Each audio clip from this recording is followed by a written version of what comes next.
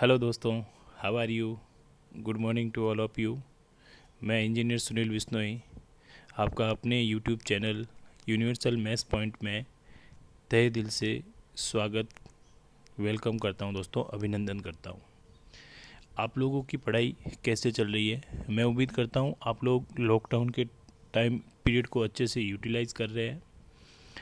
अपन ने 12th class foundation का batch start किया, जिसके अंदर वेक्टर को मैंने बहुत ही अच्छे तरीके से फाउंडेशन जीरो लेवल बेसिक से लेकर हाई लेवल तक मैंने 5 वीडियो में कंप्लीट किया है।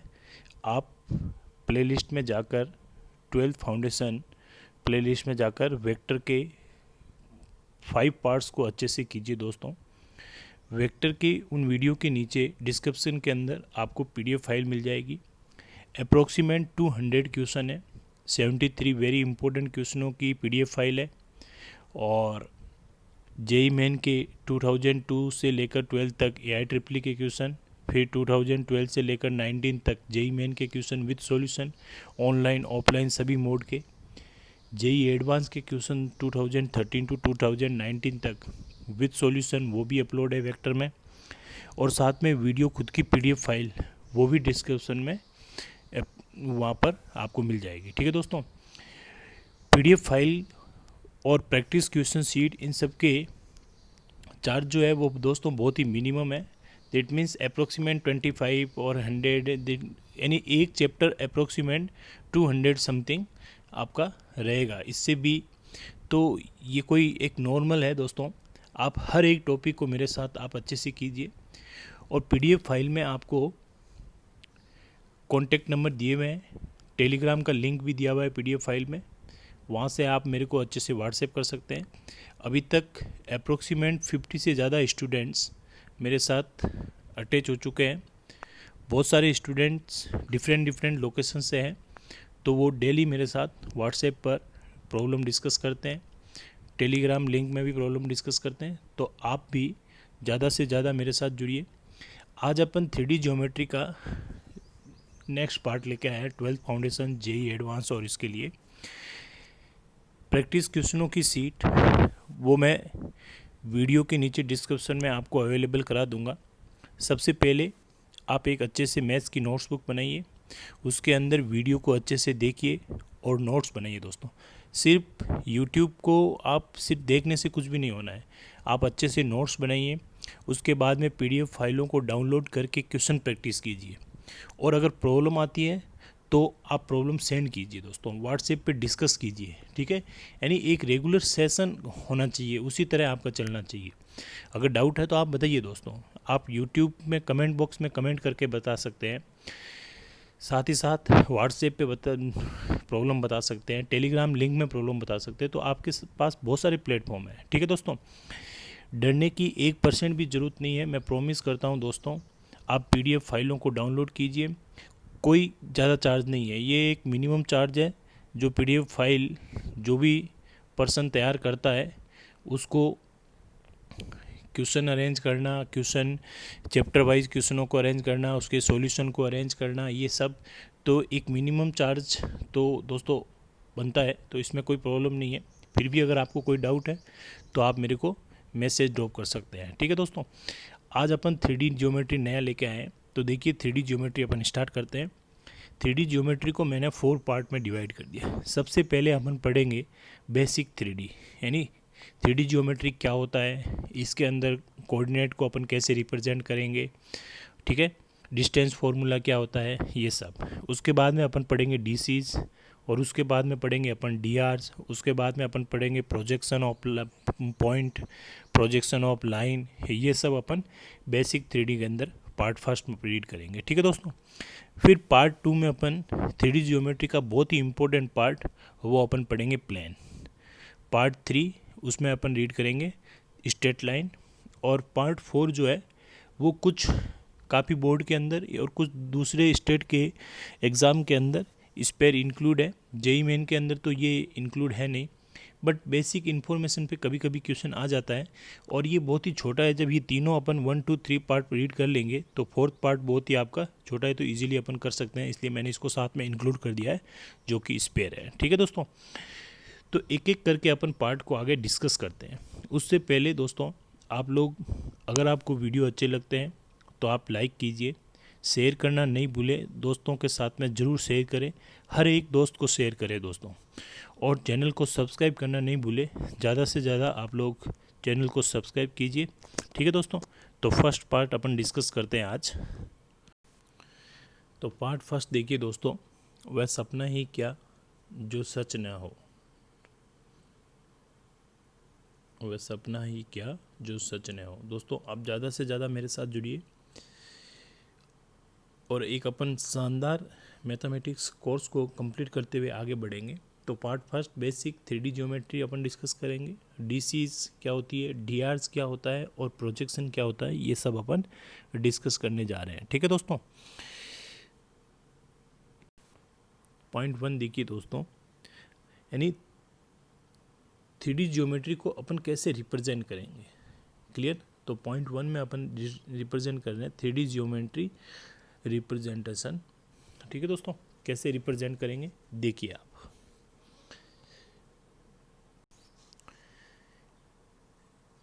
3D ज्योमेट्री के अंदर अपने पास में 3 एक्सिस होंगे। ये हो गया एक्स एक्सिस, ठीक है, ये हो गया वाई एक्सिस, और ये जेड एक्सिस जो होगा वो परपेंडिकुलर टू द प्लेन होगा, ठीक है दोस्तों। बट यहाँ पर 2D ज्योमेट्री में ये plane x Y 2D geometry में, तो 3D ज्योमेट्री यहाँ परपेंडिकुलर अपन रिप्रेजेंट नहीं कर पाएंगे, तो इसको अपन यहाँ पर रिप्रेजेंट कर रहे हैं। ये हो गया जेड एक्सिस, ठीक है दोस्तों। यहाँ पर ये है मेरे पास ओरिजिन, क्या हो गया, ये मेरे पास ओरिजिन हो गया। तो ये हो गया मेरे पास 0 0 और 0। 3D ज्योमेट्री के अंदर अपन किसी भी पॉइंट P को x, y और z से रिप्रेजेंट करेंगे, ठीक है दोस्तों। तो ओरिजिन क्या हो गया, x एक्सिस भी x पॉइंट 0 हो गया, y भी 0 और z भी 0 हो गया, क्लियर। ये जो होगा दोस्तों, ये 3D ज्योमेट्री में क्या होगा, ये होगा मेरे पास एक्स वाई प्लेन, ठीक है। ये क्या होगा, ये हो गया मेरे पास वाई जेड प्लेन, और ये मेरे पास हो जाएगा Z x plane. 3D geometry में किसी भी पॉइंट P मेरे पास x, y, z है, तो इसका पोजीशन वेक्टर क्या होगा, पोजीशन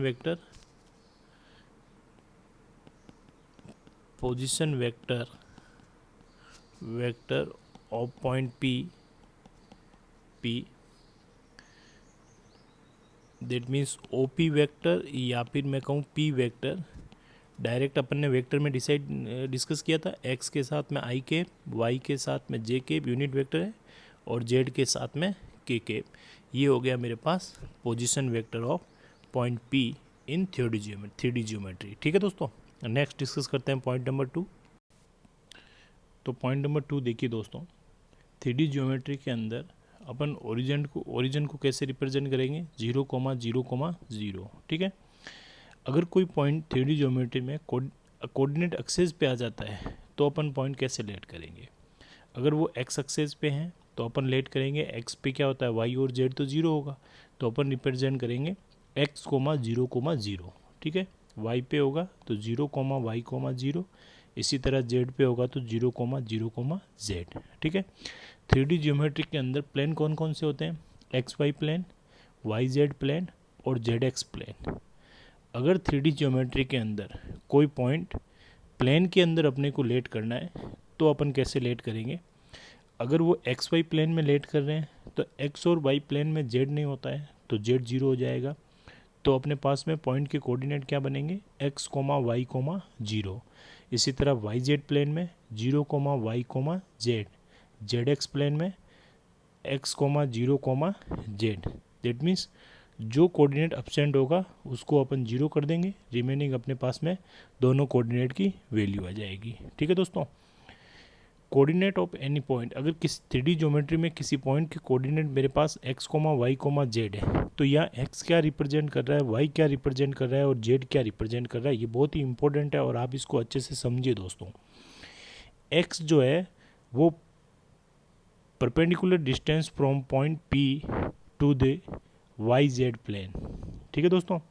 तो टोटल एक्स वाई जेड है, तो x की बात कर रहे हैं अपन, तो ये वाई जेड प्लेन पे परपेंडिकुलर डिस्टेंस है। वाई की बात कर रहे हैं तो ये जेड एक्स प्लेन में परपेंडिकुलर डिस्टेंस है उस पॉइंट से, और अगर जेड की बात कर रहे हैं तो ये एक्स वाई प्लेन में उस पॉइंट से परपेंडिकुलर डिस्टेंस है। कैसे है, मैं आपको डायग्राम बना के आगे एक्सप्लेन करता हूँ, देखिए आप समझिए। देखिए दोस्तों, ये मेरे पास एक रूम है, ठीक है दोस्तों। रूम का नीचे वाला जो प्लेन है जिसमें अपन खड़े हैं या बैठे हैं वो वाई जेड को रिप्रेजेंट कर रहा है। एक कॉर्नर पे आ जाइए आप, एक कॉर्नर वो ओरिजिन को रिप्रेजेंट कर रहा है, और कॉर्नर से ऊपर की तरफ वो एक्स एक्स को रिप्रेजेंट कर रहा है, ठीक है दोस्तों। तो नीचे वाला प्लेन हो गया एक्स, ये वाई जेड प्लेन, ठीक है। और एक तरफ का जो है, ये रूम के अंदर टोटल कितने होंगे अपने पास में, सरफेस कितने हैं, टोटल 6 है, ठीक है। तो वाई जेड प्लेन ये हो गया मेरे पास, एक्स वाई प्लेन साइड में एक्स वाई प्लेन हो गया। तो एक्स वाई प्लेन के अंदर, रूम के अंदर कॉर्नर से प्लेन के टॉप वाले पॉइंट यहाँ पे इसके कोऑर्डिनेट क्या होंगे, दैट मीन्स एक्स एक्सिस से नीचे की तरफ वाई है, तो ये डिस्टेंस कितनी होगी, वाई होगी, तो ये भी वाई होगी, क्लियर। और ओरिजिन से ये डिस्टेंस कितनी है, ये मेरे पास एक्स है, तो ये एक्स हो गई। तो सरफेस के अंदर कॉर्नर पॉइंट के कोऑर्डिनेट क्या होंगे, एक्स कोमा वाई, और जेड वहाँ पर 0 है क्योंकि ये एक्स वाई प्लेन है, तो मेरे पास 0 हो गया, क्लियर दोस्तों। इसी तरह ये किस में है मेरे पास, ये जेड एक्स प्लेन में है, तो यहाँ पर वाई 0 हो गया। इसी तरह ये एक्स वाई प्लेन में है, जहाँ पर अपन रूम में बैठे हैं, तो उसके सामने वाला कॉर्नर पॉइंट वहाँ पर जेड 0 होगा, वाई और जेड आएगा, क्लियर। अब टॉप का जो सरफेस है उसमें कॉर्नर पॉइंट से अगर आप डायगोनल के अलोंग अपन बात करते हैं, सामने वाला पॉइंट जो 3D स्पेस के अंदर है, वहाँ पर डिस्टेंस क्या होगी, एक्स वाई जेड तीनों होगी, क्लियर। तो अब आप देखिए दोस्तों, उस पॉइंट से वाई जेड नीचे क्या है, प्लेन है, तो प्लेन से ऊपर कितना है, ऊपर, दैट मीन्स एक्स एक्स उसके हाइट के बराबर होगा। तो ये एक्स जो है वो किसको रिप्रेजेंट कर रही है, वाई जेड प्लेन से परपेंडिकुलर डिस्टेंस उस पॉइंट तक की। इसी तरह ये वाई जेड को रिप्रेजेंट करेगा, ठीक है दोस्तों। तो एक्स वाई जेड यानी कॉरस्पॉन्डिंग ये मेरे पास परपेंडिकुलर डिस्टेंस को रिप्रेजेंट करती है रिमेनिंग 2 कोऑर्डिनेट एक्सेस से बनने वाले प्लेन के अंदर, ठीक है दोस्तों। नेक्स्ट देखिए, ये मेरे पास एक प्लेन है, ये सिर्फ आप पॉइंट को इनको अच्छे से माइंड में आप अपने को कंसेप्ट क्लियर करने हैं, ठीक है दोस्तों। एक प्लेन के अंदर बहुत सारी लाइन है मेरे पास, L1 L2 L3 L4 ये, और एक लाइन जो है वो परपेंडिकुलर टू द प्लेन है। अगर कोई अपने को कहता है एक लाइन प्लेन के परपेंडिकुलर है, तो जब कोई लाइन प्लेन के परपेंडिकुलर होगी तो वो लाइन प्लेन के अंदर जो भी लाइनें होगी जो प्लेन के अंदर लाइज है, ठीक है दोस्तों। किसी एंगल पर मैं बात नहीं कर रहा हूँ और न ही किसी दूसरी परपेंडिकुलर लाइनों के साथ बात कर रहा हूँ, मैं जो प्लेन के अंदर लाइनें पड़ी है उनकी बात कर रहा हूँ।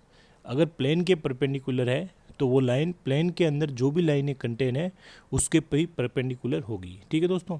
सो L1 L2 L3 L4 lies in the plane and line L5 is perpendicular to the plane, then L5 is also perpendicular to all the line which are lies in a plane, जो इस plane के अंदर lies कर रही है उन सभी के परपेंडिकुलर होगी, ठीक है दोस्तों। नेक्स्ट देखते हैं डिस्टेंस बिटवीन टू पॉइंट्स।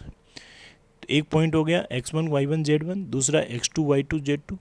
तो डिस्टेंस फॉर्मूला यूज़ कर सकते हैं, x2 माइनस x1 का स्क्वायर, y2 माइनस y1 का स्क्वायर, z2 माइनस z1 का स्क्वायर, तीनों ऐड करेंगे और अपन स्क्वायर रूट लेंगे। तो ये मेरे पास बन गया डिस्टेंस फॉर्मूला। जिस तरह 2D में होता है, यहाँ तक 2D में होता है, एक जेड कोऑर्डिनेट एक्स्ट्रा आ गया तो 3D बन गया, ठीक है दोस्तों। 11th के अंदर अपन ने बेसिक 3D भी डिस्कस की है। नेक्स्ट सेक्शन फॉर्मूला, अगर पॉइंट P मेरे पास और Q है, एक पॉइंट R जो है वो लाइन सेगमेंट PQ को m/n में डिवाइड करता है, इंटरनली डिवाइड करता है, तो R के कोऑर्डिनेट क्या होंगे, तो x कोऑर्डिनेट, y कोऑर्डिनेट और z कोऑर्डिनेट अपन रेशियो को क्रॉस मल्टीप्लाई करेंगे, m को इस तरफ मल्टीप्लाई करेंगे, n को इस तरफ मल्टीप्लाई करेंगे।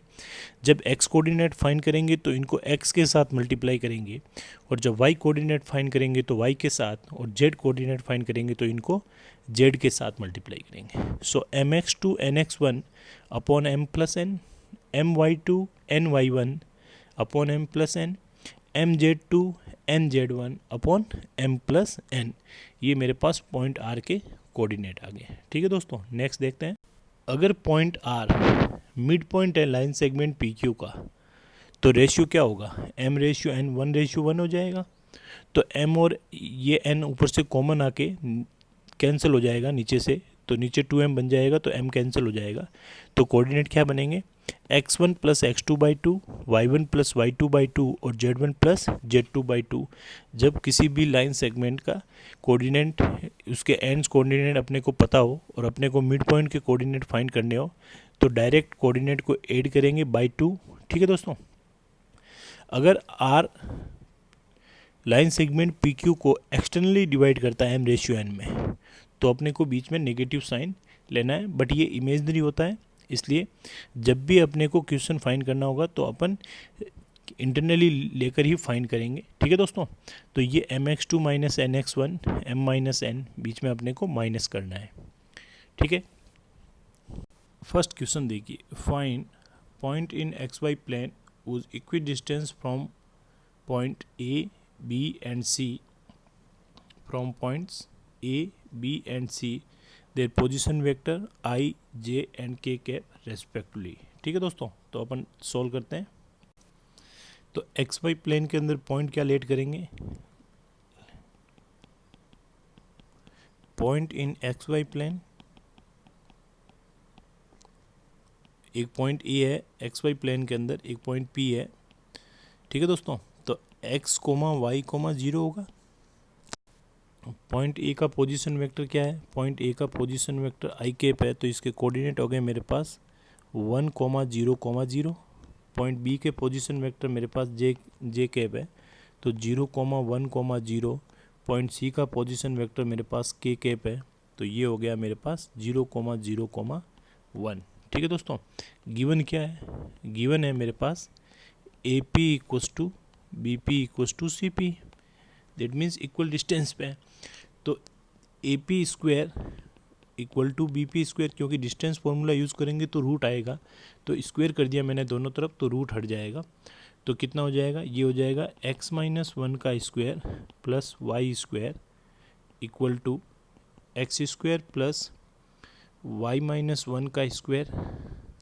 ठीक है दोस्तों, एक इक्वेशन यहाँ से आ जाएगी और एक equation B P square equals to C P square यहाँ से आ जाएगी। तो एक्स स्क्वायर प्लस y-1 का square equal to x square plus Y square plus 1। Solve करते हैं अपन, तो ये बन गया x square plus 1 minus 2x y square, x square plus Y square plus 1 minus 2y, x square y square, x square y square cancel, 1 से 1 cancel, so minus के 2x equals to minus के 2y, so x equals to y आ गया यहाँ से। ठीक है दोस्तों, इसको सॉल्व करते हैं सेकंड को अपन। So X square plus Y square plus 1 minus 2y, x square plus Y square plus 1, so X square plus Y square 1 से ये सब कैंसिल हो गया, तो माइनस के 2y equals to 0, so y equals to 0, y 0, that means x 0। तो point P के coordinate क्या आ गए, 0,0,0, यानी ओरिजिन जो है वो इन तीनों पॉइंट से इक्वल डिस्टेंस पर है। ठीक है दोस्तों, नेक्स्ट क्वेश्चन करते हैं अपन। नेक्स्ट क्वेश्चन देखिए second, find coordinate of point was equi distance of the given 4 points. ठीक है दोस्तों, पॉइंट ए के कोऑर्डिनेट a,0,0, बी के कोऑर्डिनेट 0,b,0, सी के कोऑर्डिनेट 0,0, सी, और एक पॉइंट जो है वो ओरिजिन है 0,0,0, यानी इन चारों पॉइंट से इक्वी डिस्टेंस पे एक पॉइंट के कोऑर्डिनेट अपने को फाइंड करने हैं। तो देखिए अपन रफ डायग्राम बनाते हैं। पॉइंट पी के कोऑर्डिनेट अपन लेट कर लेते हैं, लेट पॉइंट पी वो मेरे पास हो गया x, y, z। ठीक है दोस्तों, तो ये मेरे पास पॉइंट P है, ये इन चार पॉइंट, एक मेरे पास ओरिजिन है, एक मेरे पास A है और एक मेरे पास B है 0,b,0, और एक पॉइंट मेरे पास सी है, 0,0,C। इन तीनों से, इन चारों पॉइंट से इक्वल डिस्टेंस पे है, ये गिवन है। तो गिवन क्या है अपने पास में कि OP equals to AP equals to BP equals to CP। तो एक बार मैं यूज़ करता हूँ OP इक्वल्स टू AP को। So OP square equals to AP square. तो क्या हो जाएगा, X square plus Y square, distance formula use करते हैं, Z square equals to X minus A का square plus Y square Z square. तो Y square Z square से Y square Z square cancel, X square plus A square minus 2ax, X square से X square cancel. तो A square minus 2ax equal to 0, A common आया, ए minus 2x equal to 0। तो point A तो यहाँ पर value 0 हो नहीं सकती, अगर 0 होगी तो ये ए भी ओरिजिन बन जाएगा। तो मेरे पास वैल्यू कितनी आई, यहाँ से मेरे पास x की वैल्यू आई a/2। ठीक है दोस्तों। इसी तरह अपन सिमिलरली जब आप यूज़ करोगे OP इक्वल्स टू BP, तो मेरे पास यहाँ से y की वैल्यू आएगी b/2, और OP equals to CP use करोगे तो मेरे पास z की वैल्यू c/2 आ जाएगी। तो पॉइंट P के कोऑर्डिनेट क्या बन गए, a/2, b/ और c/2, ये बन गए पॉइंट P के कोऑर्डिनेट। यानी ये एक ऐसा पॉइंट है जो इन चारों पॉइंट से इक्वल डिस्टेंस पर है। ठीक है दोस्तों, नेक्स्ट क्वेश्चन करते हैं। क्वेश्चन नंबर 3 देखिए दोस्तों, बहुत ही इंपॉर्टेंट है।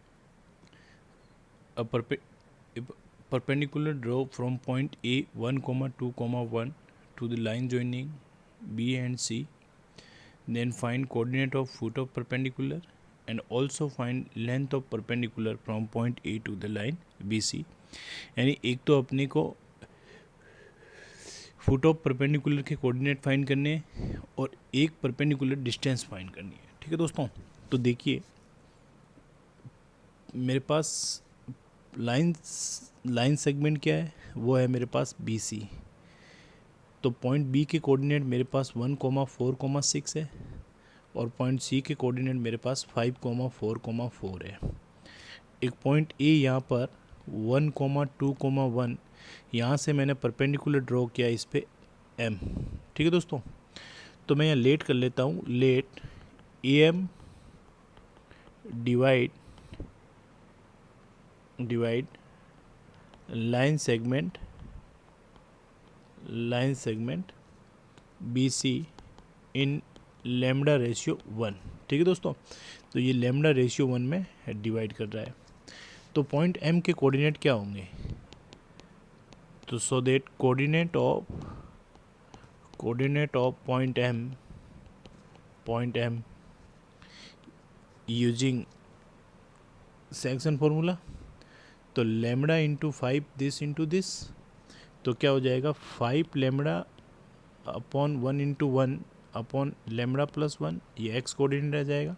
y के साथ मल्टीप्लाई करूँगा इसको 4 लैम्डा, ये इधर मल्टीप्लाई हो जाएगा 4 लैम्डा, ये 1 के साथ में 4, तो क्या हो जाएगा 1 इंटू 4 4 अपॉन लैम्डा प्लस 1।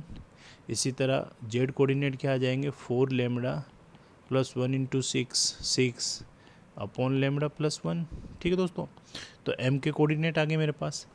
अच्छा BC वेक्टर फाइंड कर सकते हैं अपन, तो BC vector equals to position vector of C vector minus position vector of P vector. Vector में अपन ने डिस्कस किया, कोई भी स्टूडेंट 3D के वीडियो देखने से पहले वेक्टर की वीडियो और वेक्टर का टॉपिक अच्छे से ज़रूर कर ले दोस्तों। ठीक है दोस्तों, अदरवाइज़ आपको 3D में प्रॉब्लम आएगी।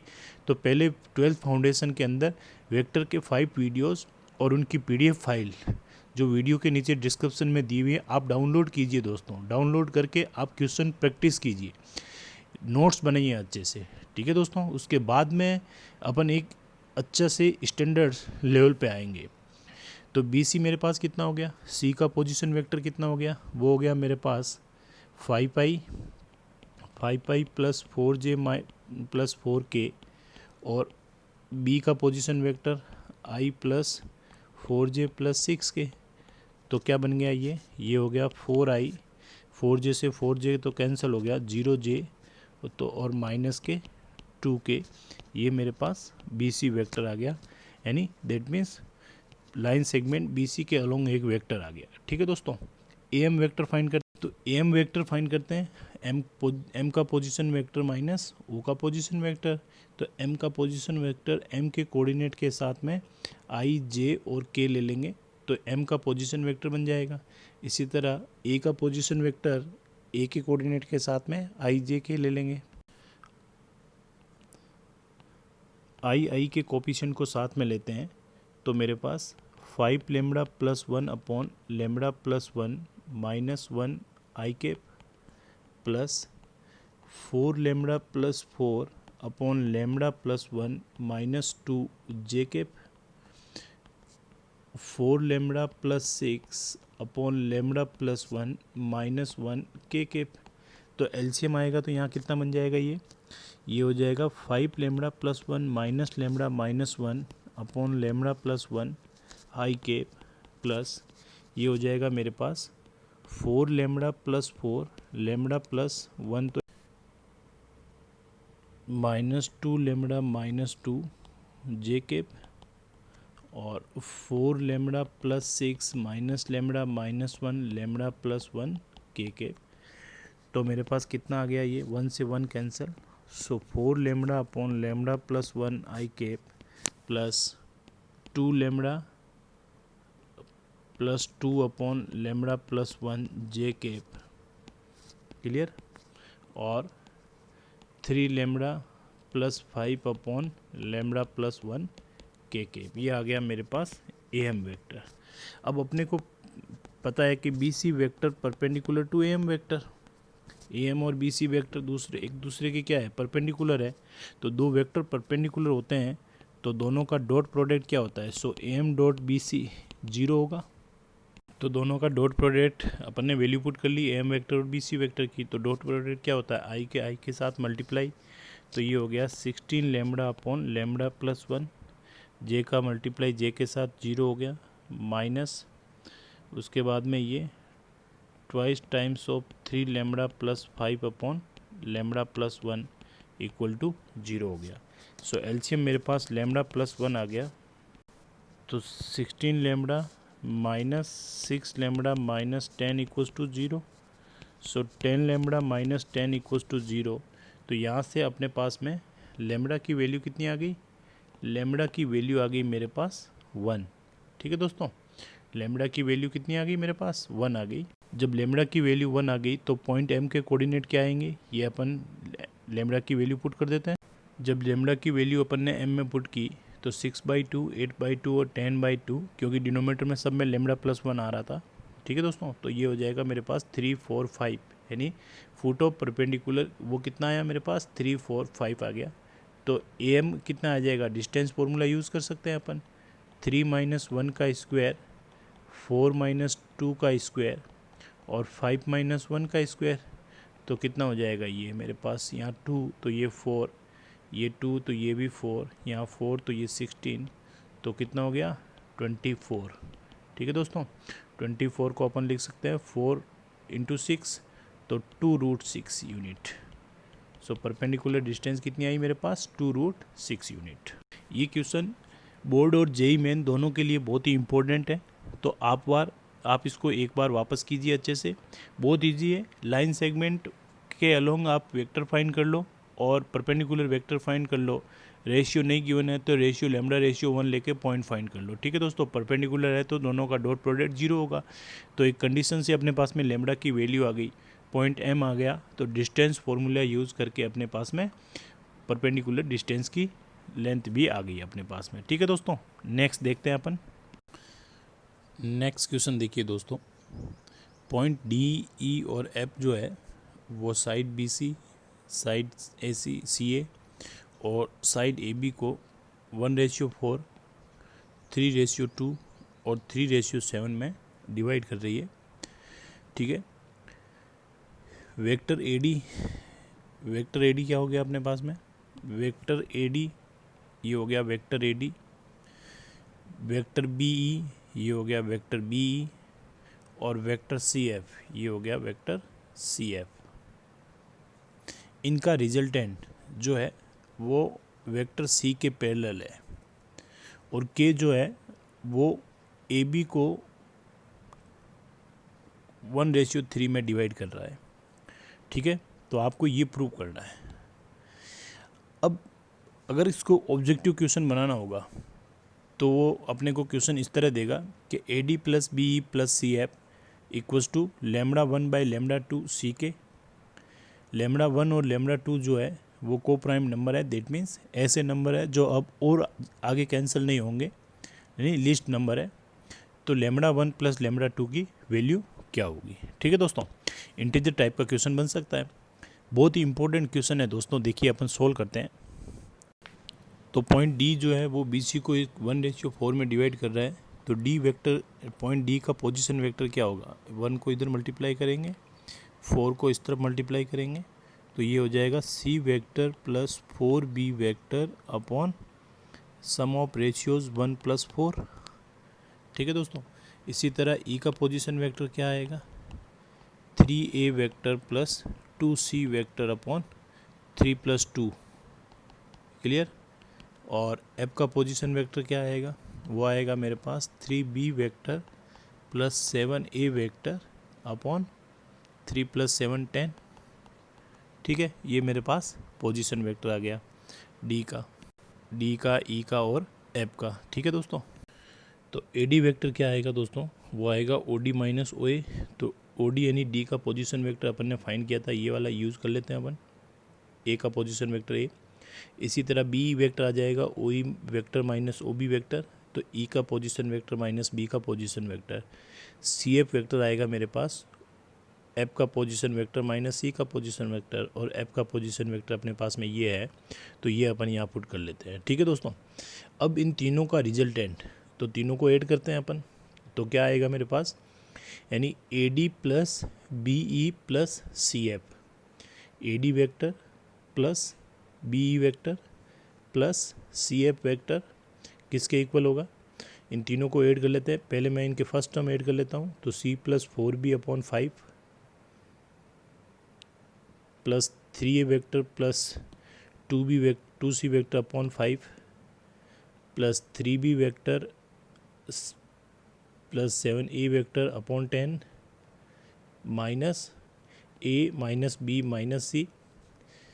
जब अपन एलसीएम लेके इसको सोल्व करेंगे तो अपने पास में आएगा 1/10 3A vector + B vector - 4C vector. ठीक है दोस्तों, ये मेरे पास इक्वेशन 1 हो गई। अब क्वेश्चन में क्या गिवन है? के जो है वो एक ऐसा पॉइंट है जो लाइन सेगमेंट AB को 1:3 में डिवाइड करता है। तो इस केस के अंदर के का पोजीशन वेक्टर क्या होगा? वो जो है क्रॉस मल्टीप्लाई करेंगे, 3 × A vector 1 × B vector upon 1 + 3 यानी 4 हो जाएगा। ठीक है दोस्तों, तो C के वेक्टर क्या आएगा? अब अपन फाइंड करते हैं C के वेक्टर। तो C के वेक्टर क्या बनेगा? वो बनेगा K का पोजीशन वेक्टर माइनस C का पोजीशन वेक्टर। तो 3A vector + B upon 4 minus C vector, ये आ जाएगा 3A वेक्टर, तो 4CK = 3A vector + B vector minus 4C vector. ठीक है, ये हो गया 2। तो इक्वेशन 1 में इसके जगह अपन यहाँ पर 4C वेक्टर पुट कर देते हैं। तो 1 और 2 से क्या बन जाएगा? ये AD vector + BE vector + CF vector equal to क्या हो जाएगा? 4/10 CK वेक्टर, यहाँ 4/10 आ जाएगा CK वेक्टर। 4/10 को अपन कैंसिल करते हैं तो ये 2/5 हो गया CK वेक्टर। तो ये अब लिस्ट वैल्यू है जो और ज़्यादा कैंसिल नहीं होगी, दैट मीन्स 2 और 5 को प्राइम नंबर है, इनके HCF 1 है। तो λ1 और λ2 की वैल्यू क्या आ गई? 2 और 5।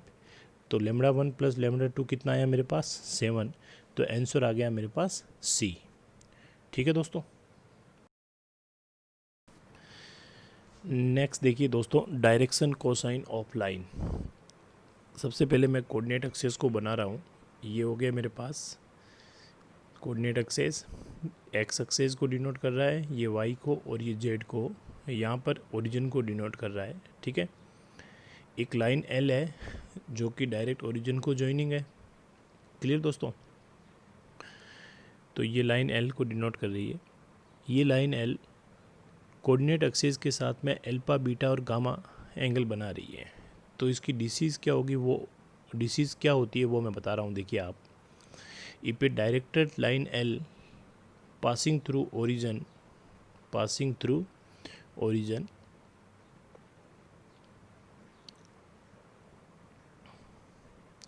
makes angle alpha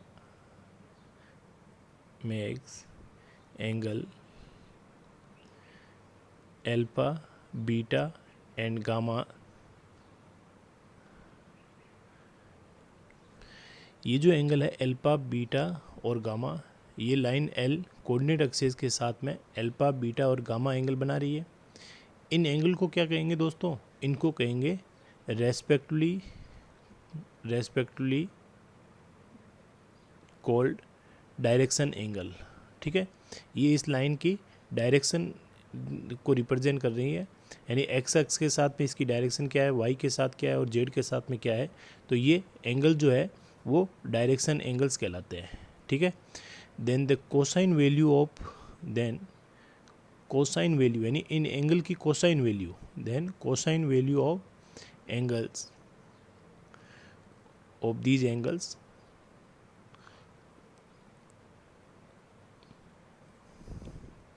are called DCs of the line. तो कोसाइन वैल्यू क्या होगी?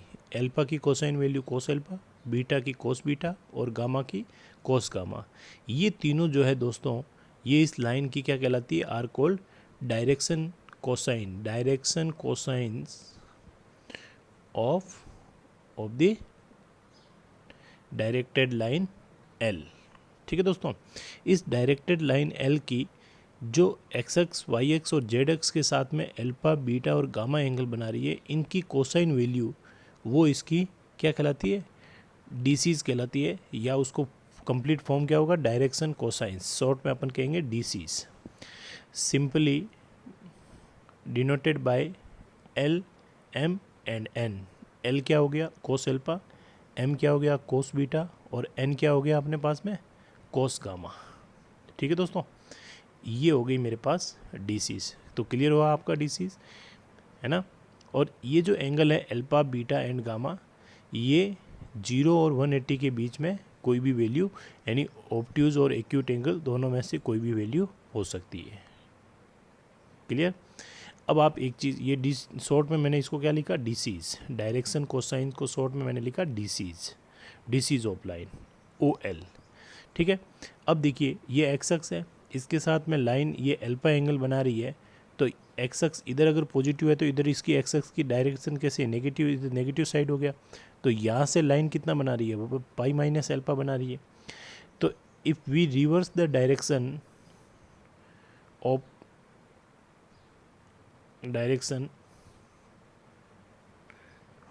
OL of line L, that means LO, then direction angles are replaced by, तो डायरेक्शन एंगल अब क्या बन जाएंगे? जब लाइन आप LO लेंगे तो डायरेक्शन बन जाएगी मेरे पास, direction angle are replaced by their supplements angle, that means pi minus alpha, pi minus beta और पाई माइनस गामा।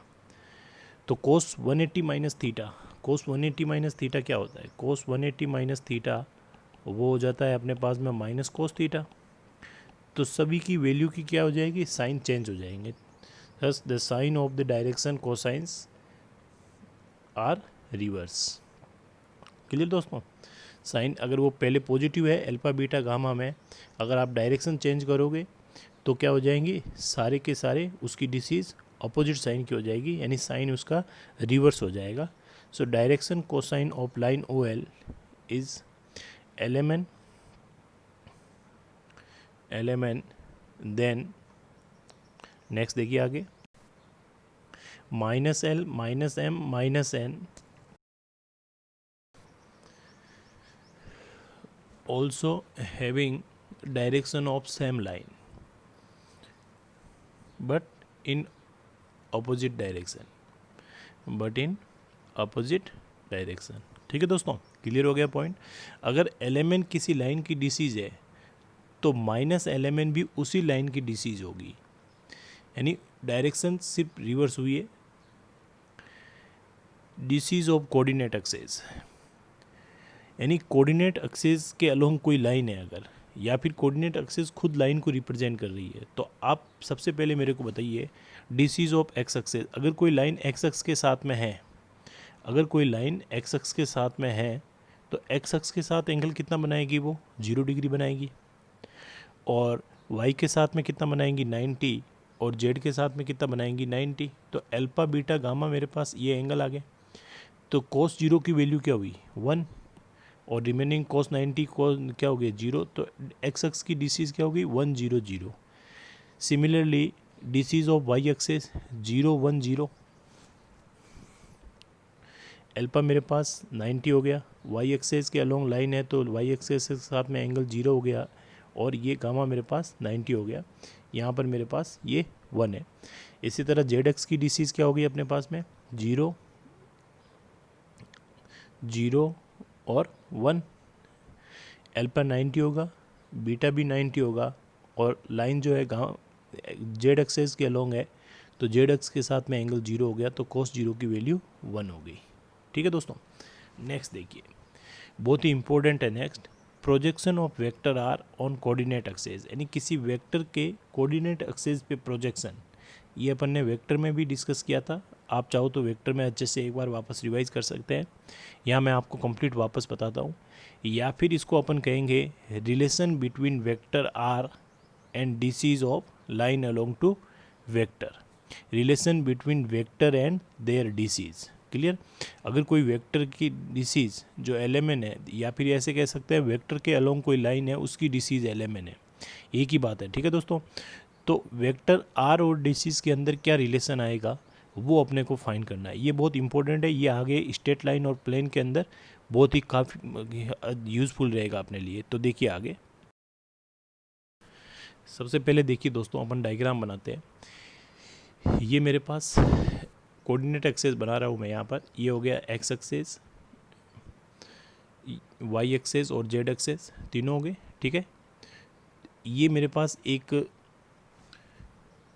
लाइन है, लाइन कहूँ मैं या फिर इसको वेक्टर आर कहूँ, एक ही बात है। या फिर ऐसे कह सकते हैं एक लाइन जो वेक्टर आर के अलोंग है, तो इसका मैग्नीट्यूड कितना है, वो है मेरे पास आर का मॉडुलस आर। ये यहाँ पर एक पॉइंट है मेरे पास P X comma Y comma Z.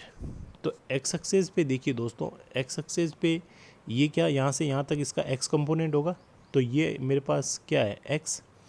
तो एक्स एक्सेस पे अगर मैं इसका कंपोनेंट लेता हूँ तो एक्स किसके इक्वल होगा, that means R cos alpha. Clear. अगर ये वेक्टर आर या line angle make by line और vector R with coordinate axes x y and z,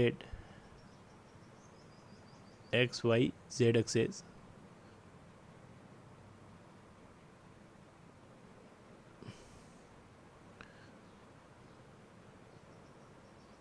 alpha beta and gamma with x y and z axis, then disease of L और vector are क्या होगी, cos alpha cos beta and cos gamma. तो ये क्या हो गया, L हो गया। तो ये हो गया मेरे पास, यानी इस वेक्टर आर का एक्स एक्सेस पे प्रोजेक्शन कितना आ गया, वो आ गया एल आर। एक्स एक्सेस पे प्रोजेक्शन आ गया मेरे पास एल आर, वाई एक्सेस पे प्रोजेक्शन आ गया एम आर, और जेड एक्सेस पे प्रोजेक्शन आ गया एन आर। ठीक है दोस्तों, इसी तरह अपन वाई एक्सेस पे, तो वाई एक्सेस पे कंपोनेंट, वाई एक्सेस पे कंपोनेंट ये हो गया, ये एंगल मेरे पास बीटा है, तो जिसके साथ एंगल बनाता है उसके साथ अपन कंपोनेंट क्या लेते हैं, कोस। तो यहाँ से यहाँ तक ये क्या हो गया, वाई हो गया। तो वाई क्या आ गया, वाई भी मेरे पास आ गया, y equals to cos beta, cos beta यानी एम हो गया तो एम आर हो गया। और जेड के साथ में क्या हो गया, कोस गामा, तो एन आर हो गया। तो ये x y z l r m r और एन आर ये क्या कहलाएंगे दोस्तों, ये कोऑर्डिनेट एक्सेस पे प्रोजेक्शन कहलाएंगे। क्लियर। तो एल आर एम आर और n r called projection of vector r, projection of vector r on coordinate axis on x, y and z axis respectively.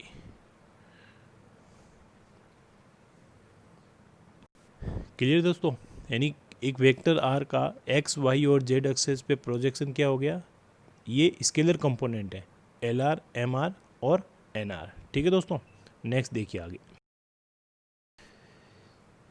अगर मेरे पास पॉइंट P के coordinate x, y, z है तो vector r का ये P का पोजीशन वेक्टर, ये वेक्टर r क्या होगा, xi plus y j plus z के, x, y, z की अपन वैल्यू पुट करते हैं तो क्या बन जाएगा, LR i cap plus MR j cap plus NR k cap.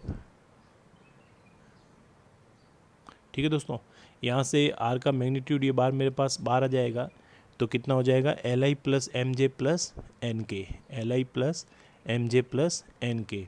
इसको अच्छे से याद रखेंगे दोस्तों, इसको अपन क्या बोलेंगे, एक वेक्टर r का डीसीज के साथ रिलेशन है। ठीक है दोस्तों, ये क्या है, relation of vector r with DCs. ठीक है दोस्तों, यहाँ से r को मैं अगर क्रॉस मल्टीप्लाई में नीचे ट्रांसफ़र करता हूँ तो वेक्टर अपॉन वेक्टर का मॉडुलस मैग्नीट्यूड क्या हो जाएगा, यूनिट वेक्टर हो जाएगा।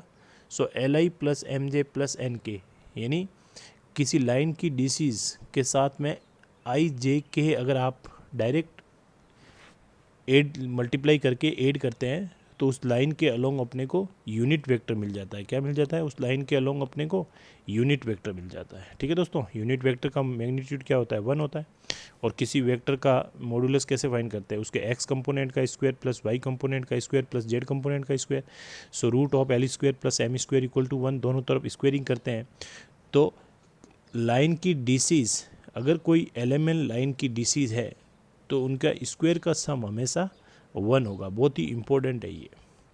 ठीक है दोस्तों, अगर एग्जाम के अंदर बोर्ड में कोई क्वेश्चन पूछता है to prove that l square m square n square equal to 1 where l m n are DCs of one line, अगर एलिमेंट किसी एक लाइन की डीसीज है तो l square m square n square को 1 कैसे प्रूव करेंगे आप, तो यहाँ से आप बैक साइड से डायग्राम बना के वहाँ से स्टार्ट करेंगे, कम प्रोजेक्शन लेंगे। ठीक है दोस्तों, x y z l r m r और एन आर आ जाएगा। फिर अपने को पता है कि vector r x i plus y j plus z k होता है, ये वैल्यू अपन पुट करेंगे तो यहाँ से मेरे पास यूनिट वेक्टर आ जाएगा। यूनिट वेक्टर का अपने पास में मैग्नीट्यूड 1 होता है तो स्क्वायर करेंगे तो ये मेरे पास प्रूफ हो जाएगा। ठीक है दोस्तों, नेक्स्ट देखिए आगे। अब अपने पास में क्या आ गया, l square plus m square plus n square, ये अपने पास में 1 आ गया। ठीक है दोस्तों, अब एल की वैल्यू वो है कोस एल्फा, एम की वैल्यू कोस बीटा और एन की वैल्यू कोस गामा, वो अपन यहाँ पुट करते हैं तो क्या बनेगा, ये cos square alpha plus cos square beta plus cos square gamma की वैल्यू 1 हो गई। ठीक है दोस्तों, अगर एग्ज़ाम में आपको प्रूव करना है, अगर बड़े मार्क्स में बोर्ड में क्वेश्चन आता है cos square gamma plus cos square beta plus cos square gamma equal to 1 होगा टू प्रूव दैट में, तो आप डायग्राम बनाकर सबसे पहले l square m square n square 1 prove करेंगे, देन यहाँ वैल्यू पुट करेंगे तो ये प्रूव हो जाएगा। डायरेक्ट यहाँ से नहीं करेंगे। ठीक है दोस्तों, इसी तरह कोस के जगह अगर मैं इसको साइन में कन्वर्ट कर देता हूँ तो 1 minus sine square alpha 1 minus sine square beta 1 minus sine square gamma equal to 1 है, तो 1 से 1 कैंसिल हो गया, तो sign square alpha sign square beta sine square gamma, ये 1 और 1 उस तरफ जाएगा तो -2 हो जाएगा, माइनस से माइनस कैंसिल हो जाएगा, तो sign square alpha plus sign square beta plus sign square gamma की वैल्यू आ गई मेरे पास 2। ठीक है, अब अगर मैं ये यूज़ करूँ या ये यूज़ करूँ, अगर मेरे को डबल एंगल में जाना है तो अपने को पता है दोस्तों साइन स्क्वायर थीटा की वैल्यू क्या होती है, 1 माइनस कोस 2 थीटा बाई 2 होती है। इसी तरह कोस स्क्वायर थीटा की वैल्यू क्या होती है, 1 प्लस कोस 2 थीटा बाई 2 होती है। अगर ये यूज़ करता हूँ तो इसमें पुट कर लीजिए या फिर इसमें ये फॉर्मूला पुट कर लीजिए, तो मैं डायरेक्ट इसी को यूज़ कर रहा हूँ। तो 1 minus cos 2 alpha by 2 angle क्या हो गया, यहाँ पर डबल एंगल, यहाँ पर डबल हो गया, तो बीटा का twice times of beta twice times of gamma, तो ये मेरे पास 2 एलसीएम आ जाएगा, तो 1 1 और 1 ये 3 और minus cos 2 alpha cos 2 beta cos 2 gamma, cross multiply में एलसीएम जो 2 आएगा वो इधर 2 के साथ 4 हो जाएगा, तो ये 3 इसमें से कम हो जाएगा, तो ये कितना हो जाएगा 3, ये मेरे पास प्लस का 1 हो जाएगा दोस्तों। यहाँ पर ये प्लस का 1 होगा, 4 में से 3 कम हो गया, तो ये माइनस इस तरफ आ जाएगा, तो ये क्या बन जाएगा मेरे पास -1। सो cos 2 alpha cos 2 beta cos 2 gamma की वैल्यू आएगी मेरे पास -1। ठीक है दोस्तों, नेक्स्ट देखिए। अब देखिए अपन एक क्वेश्चन करते हैं, find disease of line was equally incline with coordinate axis. ठीक है दोस्तों, तो देखिए कैसे फाइंड करेंगे। क्वेश्चन में क्या गिवन है, क्वेश्चन में गिवन है कि एक लाइन जो है वो कोऑर्डिनेट एक्सिस के साथ में इक्वली इंक्लाइंड है, that means alpha equals to beta equals to gamma, ये गिवन है। क्लियर दोस्तों, अपन लेट कर लेते हैं, लेट एलिमेंट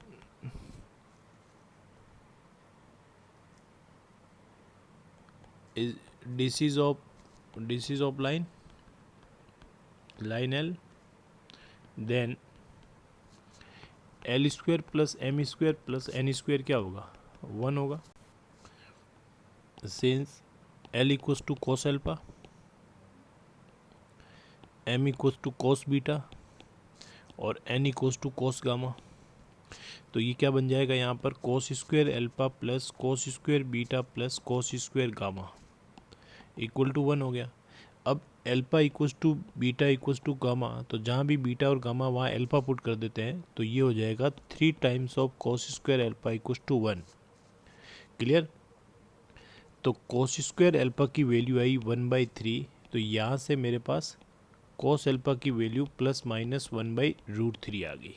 ठीक है दोस्तों, तो जब अल्फा बीटा गामा इक्वल है तो cos अल्फा cos बीटा और cos गामा भी इक्वल होगी, तो तीनों ही मेरे पास क्या हो जाएगी इक्वल हो जाएगी, तो प्लस माइनस तो बाहर ले लेता हूँ, तो 1/√3 1/√3 और 1/√3 ये उस लाइन की डिसीज है जो कोऑर्डिनेट एक्सिस के साथ में इक्वली इंक्लाइंड है। ठीक है दोस्तों, नेक्स्ट देखिए आगे। नेक्स्ट देखिए दोस्तों, डायरेक्शन रेशियोज, जिसे शॉर्ट में अपन लिखते हैं DRs। क्या लिखते हैं DRs, तो देखिए दोस्तों क्या होते हैं DRs, any three numbers which are proportional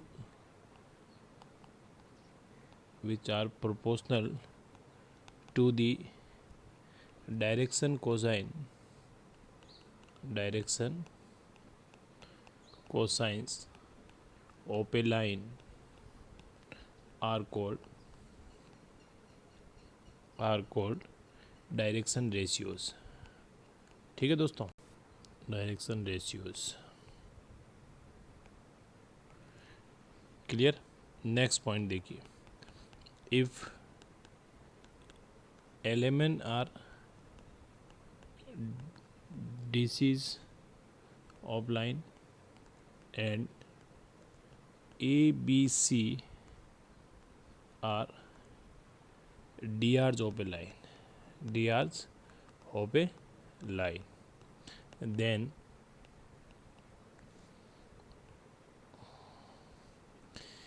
A is directly proportional to L, B is directly proportional to M और C is directly proportional to N। ठीक है दोस्तों, यानी ABC जो है DR जो होते हैं वो DCs के प्रोपोर्शनल होते हैं, या फिर अपन ऐसे भी कह सकते हैं DCs DRs के प्रोपोर्शनल है।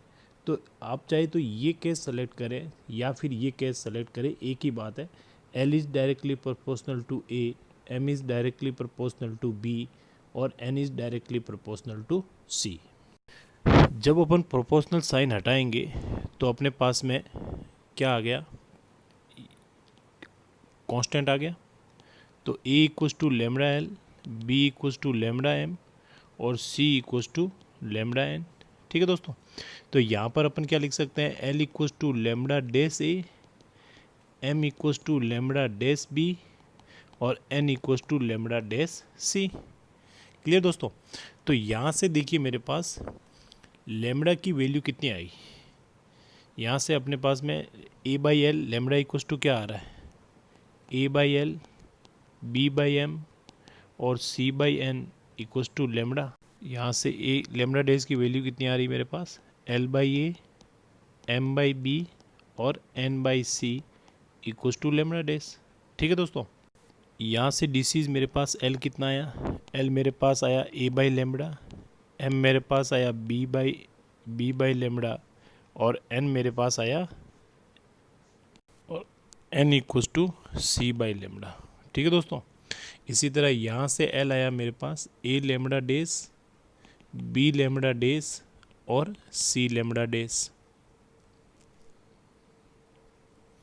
तो एलिमेंट आ गई अपने पास में, दोनों ही केस में एलिमेंट आ गई। तो एलिमेंट लाइन की डिसीज है तो रिलेशन क्या होता है, L square plus M square plus N square equal to 1। तो नेक्स्ट देखिए आगे, तो यहाँ पर अपन एलिमेंट की वैल्यू पुट करते हैं। तो ये हो जाएगा मेरे पास A square by lambda square, B square by lambda square और C square by lambda square equal to 1। Clear दोस्तों, तो यहाँ से 1 बाई लेमडा स्क्वेयर कॉमन आ गया, A square plus B square plus C square equal to 1। तो lambda square की value कितनी आ गई, A square plus B square plus C square. तो लेमडा की वैल्यू आई मेरे पास plus minus root of A square B square C square. Therefore DCs L equals to क्या है, ए बाई लेमडा है। तो यहाँ वैल्यू पुट करेंगे मैं, तो क्या बन जाएगा, A upon root of A square plus B square plus C square. Clear दोस्तों, इसी तरह एम क्या हो जाएगा, plus minus B upon root of A square plus B square plus C square और N equals to plus minus C upon root of A square plus B square plus C square. ठीक है, ये आ गया मेरे पास DCs and डीआर्स के अंदर relation. यहाँ भी अपने पास में क्या आ जाएगा, lambda dash square A square plus lambda dash square B square plus lambda dash square C square equal to 1। तो लेमडा डेश का स्क्वायर कॉमन आया, A square B square C square equal to 1 बन गया। तो lambda dash square equal to plus minus A square plus B square plus C square बन गया। ठीक है दोस्तों, देयरफॉर डीसीज ऑफ लाइन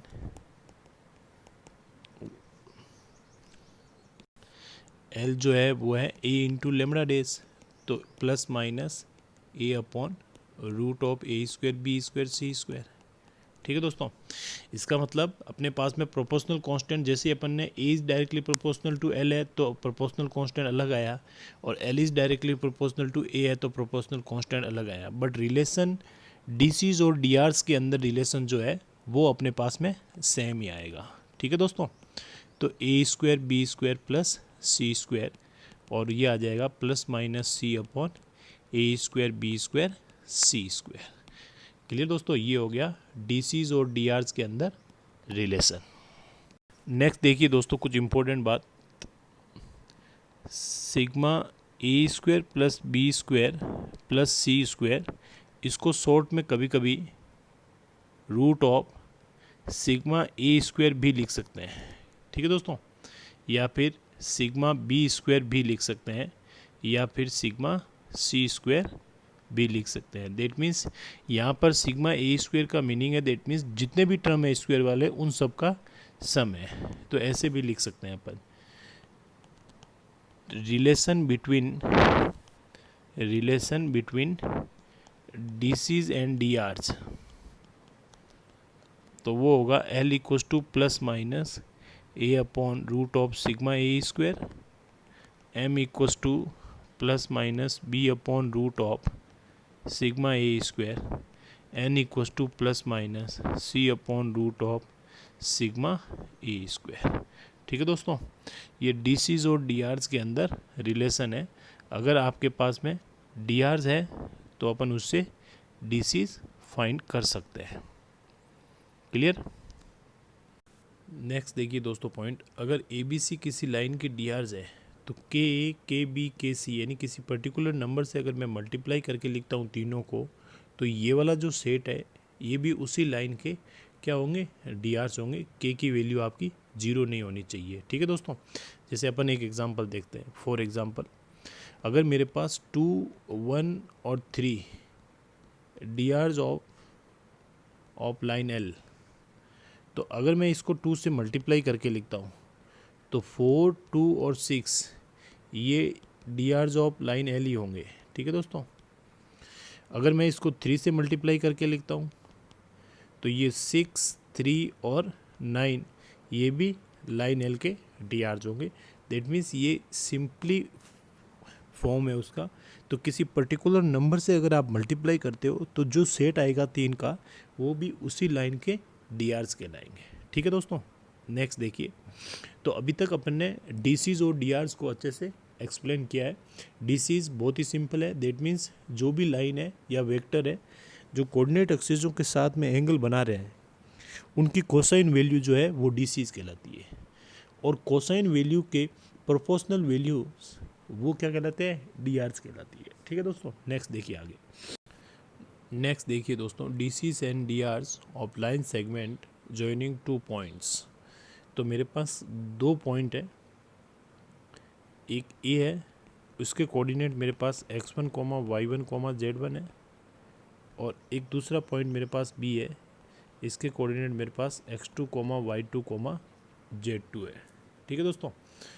तो इसके डी आर्स क्या होंगे, DRs of line segment A B, A जो होगा वो होगा x2 माइनस x1, बी जो होगा वो होगा y2 माइनस y1, या फिर x1 माइनस x2 हो सकता है, या y1 माइनस y2 हो सकता है, z2 माइनस z1, या फिर z1 माइनस z2 हो सकता है। ये अपने पास में डी आर्स आ गए। ठीक है दोस्तों। तो डी सीज क्या होगी, डी सीज क्या हो जाएगी, L equals to A upon plus minus sign आ जाएगा, plus minus A upon root of A square plus B square plus C square. तो plus minus x2 minus x1 upon root of A square यानी x2 minus x1 का square, y2 minus y1 का square plus z2 minus z1 का square. ये क्या होगी, distance फॉर्मूले से लाइन की क्या होगी, तो x2 minus x1 upon A B, line segment A B की लेंथ होगी डिस्टेंस फॉर्मूले से। ठीक है दोस्तों। तो ये मेरे पास डी सीज आ गई। तो शॉर्ट में अपन डी सीज को कैसे लिखेंगे, तो एल क्या बन गई मेरे पास, एल बन गई मेरे पास x2 minus x1 upon line segment A B का मैग्नीट्यूड। इसी तरह एल एम आ जाएगी मेरे पास y2 माइनस y1 अपॉन जो वेक्टर ए बी है ये बन जाएगा। इसी तरह क्या बन जाएगा, z2 minus z1 upon vector A B का मॉडुलस। ठीक है दोस्तों। अपने को ये बताना है ये डी आर्स ऐसे कैसे आए, ये बताना है। तो नेक्स्ट देखिए आगे। देखिए दोस्तों, अपन आगे एक्सप्लेन करते हैं। ये जो ए बी है, ए बी वेक्टर कहूँ या आर वेक्टर, इसके डी आर्स मैंने ए बी सी लेट कर लिए। तो अपन ने relation between D Rs and D Cs क्या होता है वो मेरे पास अपने को पता है, आर वेक्टर इक्वल्स टू ये हो जाएगा ए आई प्लस बी जे प्लस सी के, यही होगा। ठीक है दोस्तों। ये ऑलरेडी मैं आपको डिस्कस कर चुका हूँ, क्योंकि अपने पास में वेक्टर और डी सीज में रिलेशन क्या हो सकता है, क्या होता है वेक्टर एंड डी सीज में, बताओ आप। वो होता है मेरे पास वेक्टर एंड डी सीज, ये होता है R vector equals to R का modulus L I plus M J plus N K. ठीक है। तो आर का मॉडुलस क्या हो गया, ये हो गया मेरे पास वेक्टर ए बी की लेंथ, और एल क्या हो गया, एल हो गया मेरे पास A upon A B, I plus B upon A B, J plus C upon A B. ठीक है दोस्तों। ये हो जाएगा मेरे पास C upon A B K cap. तो ए बी से ए बी कैंसिल हो जाएगा। तो वेक्टर और डी आर्स में रिलेशन क्या आया, आप डायरेक्ट आई जे के लेकर ऐड कर दीजिए, तो ये बन जाएगा मेरे पास डी आर्स और वेक्टर में रिलेशन। जबकि डीसीज और वेक्टर में रिलेशन क्या होता है, आर इंटू आर का मॉडुलस, फिर आप आई जे साथ में लेंगे, ये आपका डिफरेंस है। ठीक है दोस्तों, तो अब आप देखिए, तो वेक्टर एक आर तो मेरे पास ये हो गया, यहाँ से वेक्टर आर कितना आएगा वो देखिए, ए बी वेक्टर, इसी को अपन ने आर वेक्टर बोला, और ये हो गया बी का पोजीशन वेक्टर माइनस ए का पोजीशन वेक्टर, बी का position vector x2i plus y2j plus z2k, clear दोस्तों, और ए का position vector x1i plus y1j plus z1k। तो क्या बन गया, ये आर वेक्टर बन गया x2 minus x1i plus y2 minus y1j और z2 माइनस z1k। ठीक है, तो ये हो गया मेरे पास 2। अब अपन 1 एंड 2 को कंपेयर करते हैं, तो ए क्या आया x2 माइनस x1, बी क्या आया y2 माइनस y1, और सी क्या आया z2 माइनस z1। ये आ गए मेरे पास DRs of line. Clear दोस्तों, कोई भी डाउट नहीं है? अगर फिर भी आपको कोई डाउट है तो आप कमेंट बॉक्स में कमेंट करके बताइए। दोस्तों, अगर आपको वीडियो अच्छा लगता है तो आप अपने दोस्तों के साथ ज़्यादा से ज़्यादा शेयर कीजिए, और चैनल को सब्सक्राइब करना नहीं भूले दोस्तों, चैनल को सब्सक्राइब जरूर करें। ठीक है दोस्तों, तो ये अपने 3D का पार्ट फर्स्ट का वीडियो 1 है। वीडियो 2 बहुत जल्द मैं लेकर आऊँगा, तब तक आप इसको अच्छे से रिवाइज कीजिए। इससे पहले दोस्तों, आप 12th फाउंडेशन कोर्स की प्लेलिस्ट में जाकर वेक्टर के वीडियो 5 वीडियो अपलोड किए हुए हैं, उनको आप अच्छे से प्रैक्टिस कीजिए। उनके नीचे डिस्क्रिप्शन बॉक्स में PDF फाइल दी हुई है। PDF फाइल के अंदर बोर्ड के 20+ ईयर क्वेश्चन है, CBSE बोर्ड के विद सॉल्यूशन। उसके साथ साथ बहुत ही important question, very important question JEE main और JEE एडवांस के लिए 73 क्वेश्चन दोस्तों, जो कि डिफरेंट बहुत ही अच्छे क्वेश्चन है। और अच्छी जो भी अपने पास में रेप्यूटेड कोचिंग है, एलन, आकाश और इस तरह की जो कोचिंग है, उनमें से सेलेक्टेड क्वेश्चन को लेकर मैंने एक शानदार सॉल्यूशन के साथ में PDF फाइल वीडियो के नीचे डिस्क्रिप्शन के अंदर गिवन है। वीडियो खुद की PDF फाइल भी अवेलेबल है, तो आप PDF फाइल को डाउनलोड कीजिए, क्वेश्चनों की प्रैक्टिस कीजिए। JEE मेन के AIEEE के 2002 से लेकर 2012 तक विद सॉल्यूशन, और JEE मेन के 2013 से लेकर 2019 तक के क्वेश्चन ऑनलाइन ऑफलाइन सारे मोड के दोस्तों बहुत ही अच्छी तरीके से मैंने सॉल्व करके PDF फाइल बनाई है। तो आप PDF फाइल को अच्छे से डाउनलोड कीजिए और उन क्वेश्चनों की प्रैक्टिस कीजिए दोस्तों। आप वीडियो को सिर्फ देखने से या थोड़ा सा देखने से, स्किप करने से ऐसा कुछ भी नहीं होगा।